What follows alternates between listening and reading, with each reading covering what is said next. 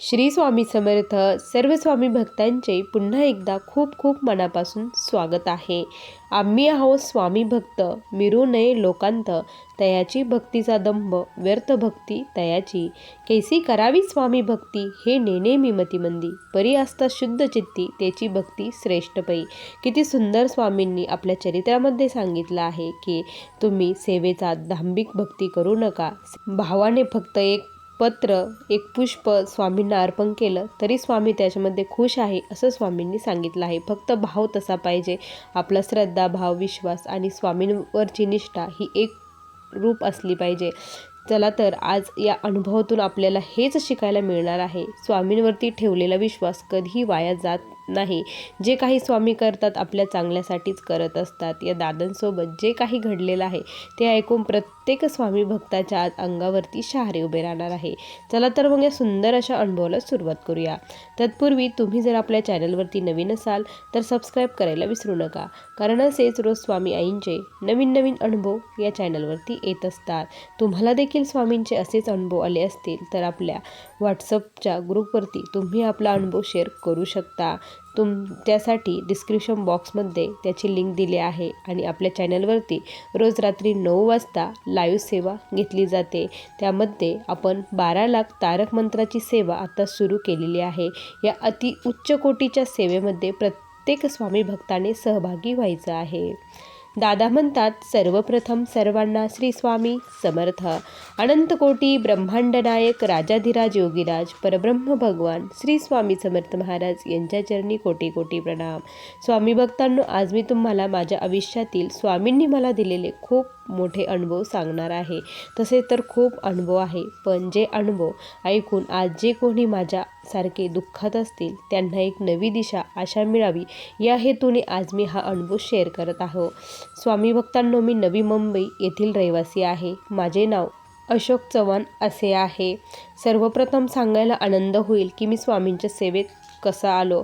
तर 1997 सालची गोष्ट आहे. त्यावेळेस मी स्वामींच्या सेवेमध्ये आलो. त्या अगोदर स्वामी काय, स्वामींची सेवा काय, काय असतं काही एक माहीत नव्हतं. पण ज्याला घेऊन यायचं त्याला महाराज घेऊन येतात. माझ्या आयुष्यात खूप प्रॉब्लेम्स सुरू होते. मी BSc पासिंग झालो. त्यानंतर मी पुढची डिग्री घेतली नाही, कारण घरची परिस्थिती ही खूप हालाकीची असल्यामुळे मला जॉब करायचा होता. पण मला कुठे जॉब मिळत नव्हता.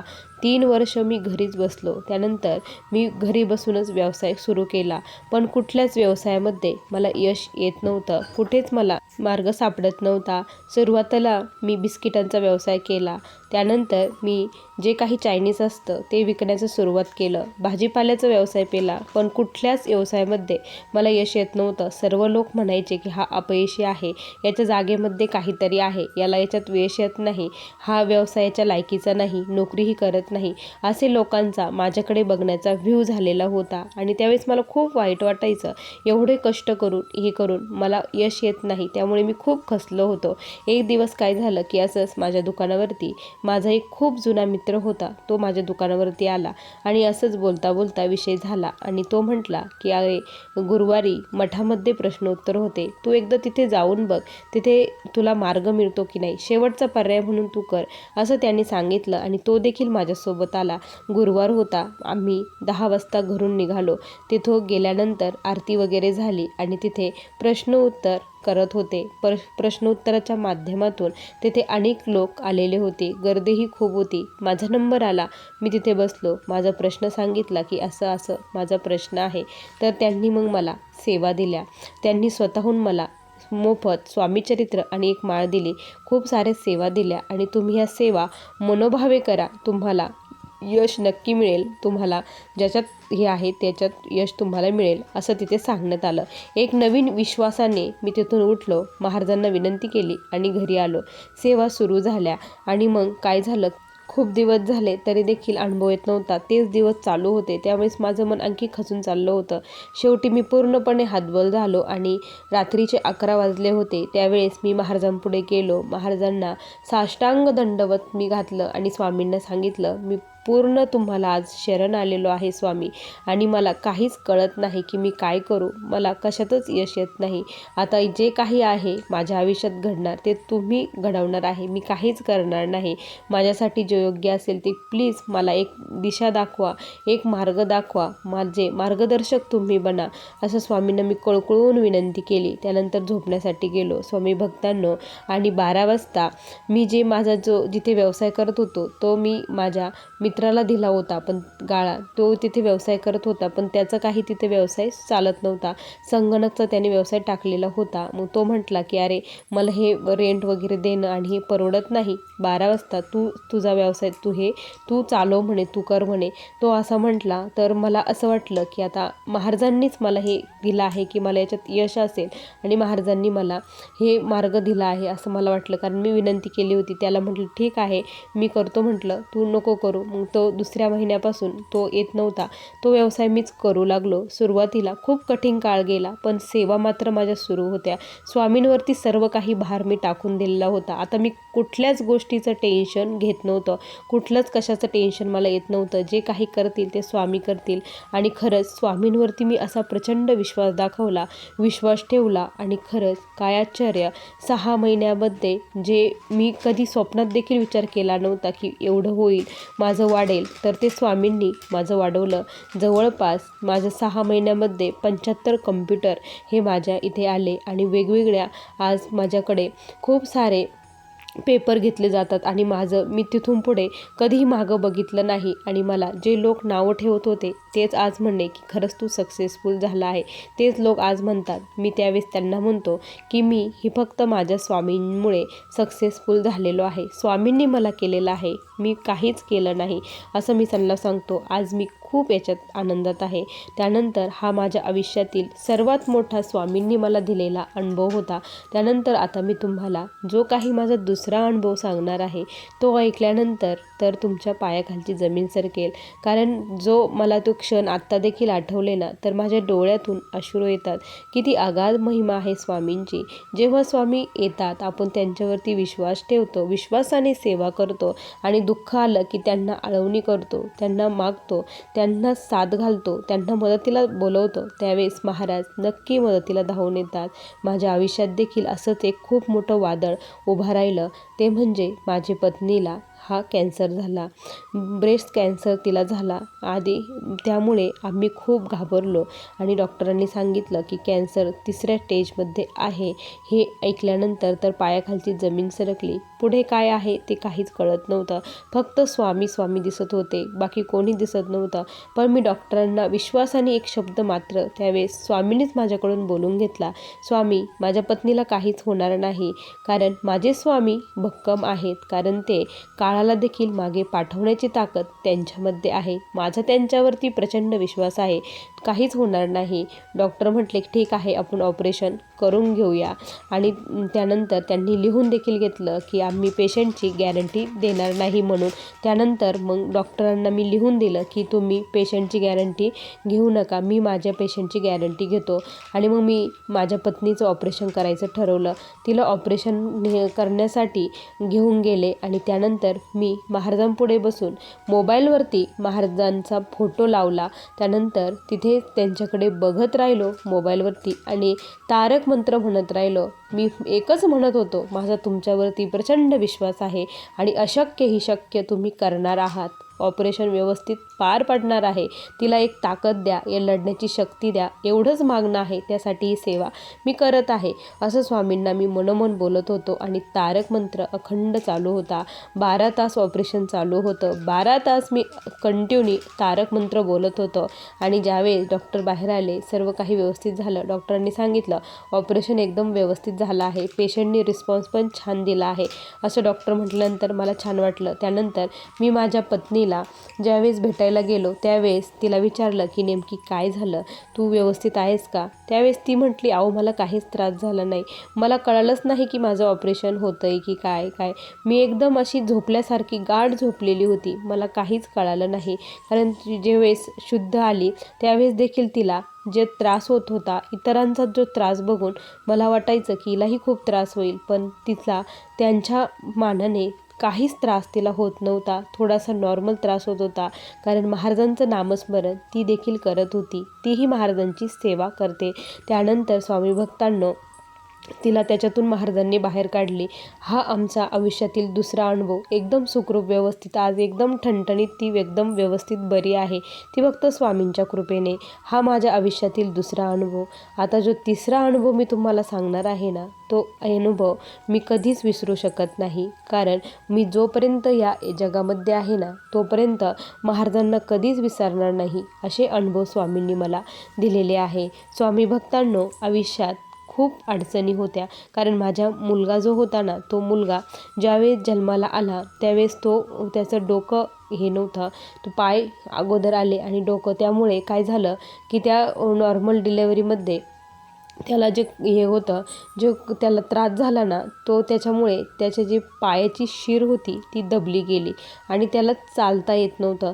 आता त्याला जवळपास तो 8 ते 9 वर्षाचा झाला तरी देखील त्याला चालता येत नव्हतं. त्यावेळेस आम्हाला खूप म्हणजे आता काय करावं काहीच कळत नव्हतं. आम्ही खूप हतबल झालेलो होतो. खूप डॉक्टर हे केले.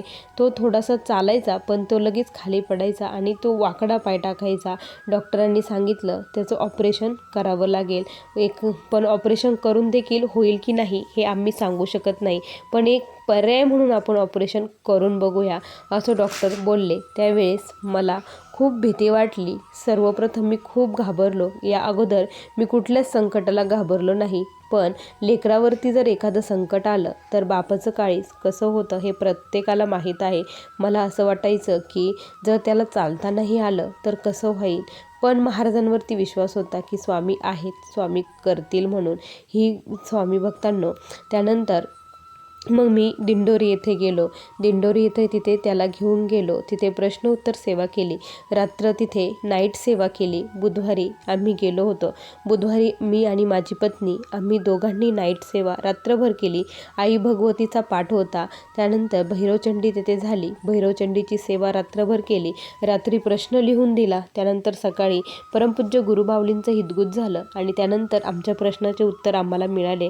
त्यांनी मला सांगितलं की ऑपरेशन तुम्ही करा, एकदम सक्सेसफुल होईल, पण त्याबरोबर तुम्हाला सेवा करावी लागेल. 12 लाख महामृत्युंजय मंत्राचा जप, 12 लाख श्री स्वामी समर्थ महाराजांचा जप आणि त्यानंतर ऑपरेशन वगैरे सर्व झाल्यानंतर तुम्हाला संकल्पित गुरुचरित्राचे पारायण करावे लागतील.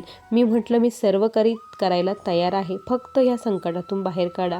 आणि माऊलींना हेही सांगितलं की माझी परिस्थिती एवढी नाही, हे ऑपरेशन तुम्हाला एकदम व्यवस्थित करून घ्यायचं आहे. माझ्या परिस्थितीनुसार मी जेवढे पैसे घालू शकतो तेवढ्या पैशामध्ये हे करा असं मी सांगितलं आणि तसंच झालं. माझ्या मुलाचं ऑपरेशन हे महात्मा ज्योतिबा फुले या योजनेमध्ये बसलं आणि ते एकदम व्यवस्थितरित्या त्याचं ते ऑपरेशन एकदम व्यवस्थित झालं. जेवढे माझं खर्चाचं बजेट होतं तेवढ्या खर्चामध्ये. आणि विशेष म्हणजे जो शब्द आम्हाला तिथे मिळाला होता की सर्व ऑपरेशन व्यवस्थित होईल, ऑपरेशन करून टाका. मी आणि माझ्या पत्नीने श्री स्वामी समर्थ या मंत्राचा जप केला आणि मी महामृत्युंजय मंत्राचा जप कंटिन्यू आमचा सुरू होता. जेव्हापासून आम्ही तिथून आलो आणि ऑपरेशन होईपर्यंत आणि आमचा जप कंप्लीट होईच्यामध्ये आमच्या बाळाचं ऑपरेशन झालं आणि ते सक्सेसफुल झालं. आज आमचं बाळ एकदम सदृढ आहे आणि पायावरती चालत आहे.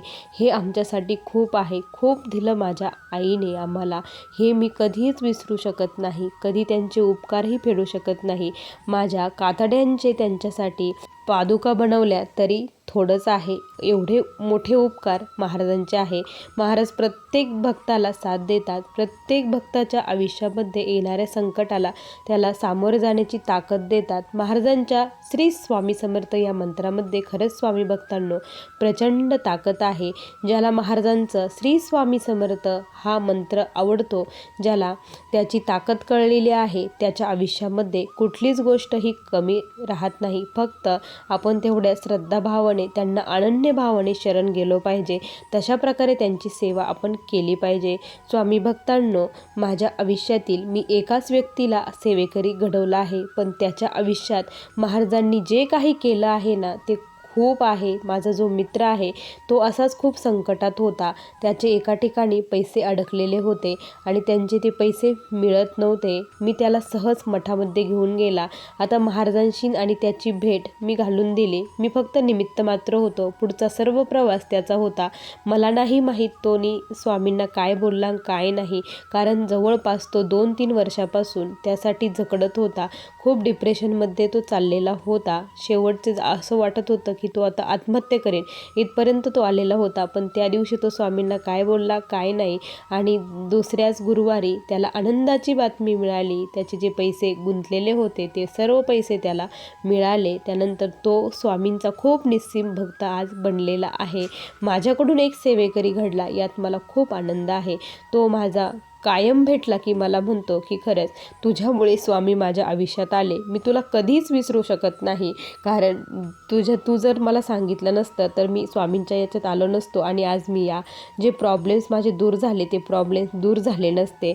असं तो मला जेव्हा म्हणतो ना, त्यावेळेस मी फक्त म्हणतो, महाराज मी फक्त निमित्त मात्र आहोत, सर्व काही तुम्हीच करवित आहात. तुम्हाला त्याच्या आयुष्यात बदल करायचे होते, त्याच्याकडून सेवा करून घ्यायची होती, म्हणून तुम्ही ती करून घेतली आणि ती माझ्या थ्रू तुम्ही त्याच्यापर्यंत पोचले. हे माझ्यासाठी खूप आहे. मी याचा खूप मला आनंद होतो. अशीच माझ्या मुखातून तुमची गुणगान गायले जाऊ द्या आणि तुमची सेवा अविरतपणे अखंड होऊ द्या. माझ्या मुखामध्ये अखंड तुमचं नाव असू द्या, एवढीच तुमच्या चरणी प्रार्थना करतो. स्वामी भक्तांनो, असे मला आलेले हे स्वामींचे आत्तापर्यंतचे हे मोठाले दिव्य अनुभव होते. छोटे अनुभव तर खूप आहे. स्वामी भक्तांनो, असे अनुभव होते. श्री स्वामी समर्थ. बघा स्वामी भक्तांनो, किती सुंदर अनुभव आहे. तुम्हाला हे अनुभव कसे वाटले नक्की कमेंटमध्ये कळवा. पुन्हा भेटूया अशा सुंदर अनुभवासोबत. तोपर्यंत सर्वांना श्री स्वामी समर्थ. जय जय स्वामी समर्थ. श्री गुरुदेव दत्त.